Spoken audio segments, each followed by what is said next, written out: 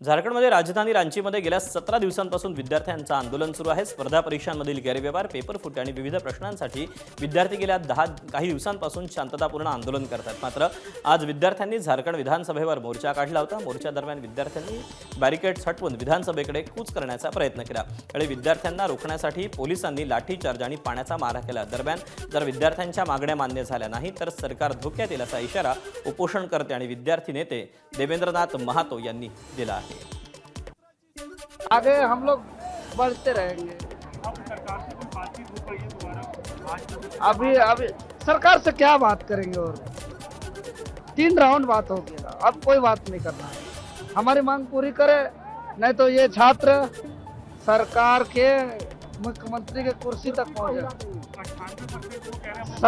अगर छात्रों की बात नहीं बनती है तो सरकार की कुर्सी में खतरा है, सरकार की कुर्सी हिल सकती है।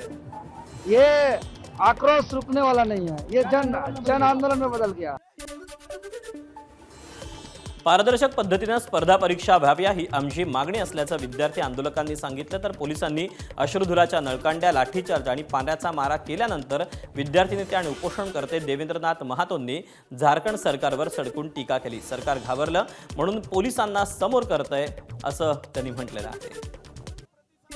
आज मुझे 9 दिन का भूख हड़ताल में मैं एम्बुलेंस से आया हूं और स्ट्रेचर में अभी मैं विधानसभा घेराव में उपस्थित हूं, लेकिन सरकार हमारे आवाज़ को कुचलने के लिए टीयर गैस का, वाटर कैनन का, आंसू गोला का प्रयोग कर रही है, जो निंदनीय है। सरकार डर गई है, कायर सरकार है, और सरकार जब जब डरती है ये पुलिस को आगे करती है, लाठी, गोली, बंदूक, वाटर कैनन का प्रयोग करती है। लेकिन हम लोग देखेंगे सरकार में कितना पावर है इसका टीयर गैस में, हम लोग देखेंगे कितना दम है इसका लाठी में। हम लोग मैसेज देना चाहते हैं कि एग्जाम बच्चों लोग के लिए फेयर हो, ताकि इतना बच्चा लोग जितना परेशानी से जूझता हुआ आ रहा है, सब मिडिल क्लास बच्चा, गरीब बच्चा, सबके लिए से आए आप झारखंड से ही है, रांची से ही है।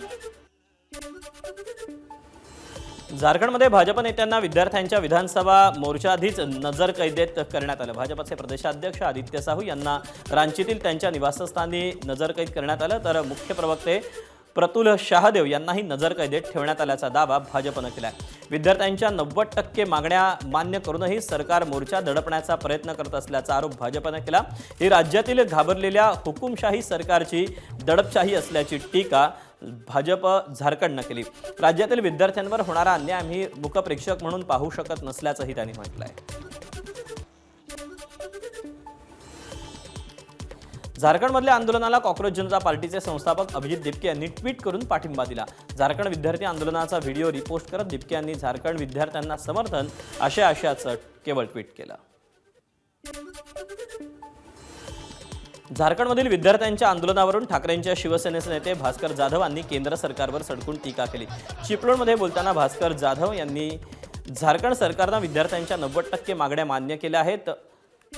मुख्यमंत्री आणि राज्यपालांनीही विद्यार्थ्यांची भेट घेतली, तरीही या मोर्चाचं निमित्त करून कोणीतरी जाणीवपूर्वक आंदोलन चिघळवण्याचा प्रयत्न करत असल्याचं म्हटलं। या आंदोलनाचा कोणीतरी प्रायोजक आहे असा आरोपही त्यांनी केला। जंतर मंतरवर दिल्लीमध्ये जे आंदोलन झालं आणि ते आंदोलन चिघळलं आणि विद्यमान केंद्रीय सरकारची छितू झाली, आणि म्हणून आपली गेलेली लाज झाकण्याकरता म्हणून झारखंडचं विद्यार्थ्यांचं जे आंदोलन आहे ते चिघळवण्याचा प्रकार कोण करतंय ते बघा। संसदेच्या अधिवेशनात आजही गदारोळ पाहायला मिळाला। त्यानंतर लोकसभेचं कामकाज उद्या सकाळी 11 वाजेपर्यंत स्थगित करण्यात आलं। दिल्लीतील जंतर मंतरवर झालेल्या लाठीचार्जच्या मुद्द्यावरून संसदेत विरोधक आक्रमक झाले होते। काँग्रेस अध्यक्ष मल्लिकार्जुन खरगे यांनी केंद्रीय गृहमंत्री अमित शहा यांना संसदेत येऊन त्यांनी निवेदन करावं अशी मागणी केली। संसदेत यायला तुम्ही का घाबरत आहात असा सवालही खरगे यांनी सरकारला विचारला। जंतर मंतरवरील लाठीचार्जनंतर विरोधकांनी संसदेत जोरदार घोषणाबाजी केली। या घटनेची सविस्तर माहिती गृहमंत्र्यांनी द्यावी अशी मागणी विरोधक लावून धरत आहेत। हम ये चाहते हैं कि अमित शाह खुद आए, बयान करे, उसके साथ ही साथ प्रधानमंत्री क्यों नहीं पूछ रहे हमारे होम मिनिस्टर को, भाई आप एक बयान दो, मैं भी एक बयान दूंगा, और ये जो 17 दिन 18 दिन से चल रहा है ये खत्म हो जाएगा ये झगड़ा, लेकिन वो देना नहीं चाहते, वो डर रहे हैं। और मैं ये भी कहूँगा क्यों डर रहे हैं आप? इसका मतलब ये है कि आप कुछ ना कुछ गलती किए हैं। जंतर मंतरवरील विद्यार्थ्यांवरील लाठीचार्जच्या मुद्द्यावरून गदारोळ सुरू असताना मोठी बातमी समोर आली। सूत्रांच्या माहितीनुसार केंद्रीय गृहमंत्री अमित शाह संसदेत या प्रकरणावर निवेदन द्यायला तयार आहेत। संसदीय कामकाज मंत्री किरेन रिजिजू यांनीही स्पष्ट केलंय की विद्यार्थ्यांच्या मुद्द्यावर चर्चा करण्यास सरकार तयार आहे। तसंच अमित शाह जेव्हा बोलतील तेव्हा विरोधकांनी सभागृहातून पळ काढू नये असा टोलाही रिजिजू यांनी लगावला। जंतर मंतरवरील लाठीचार्जवरून विरोधक आक्रमक झाले होते। काँग्रेस अध्यक्ष मल्लिकार्जुन खरगे यांनीही अमित शहांनी संसदेत निवेदन सादर करावं अशी मागणी केली होती।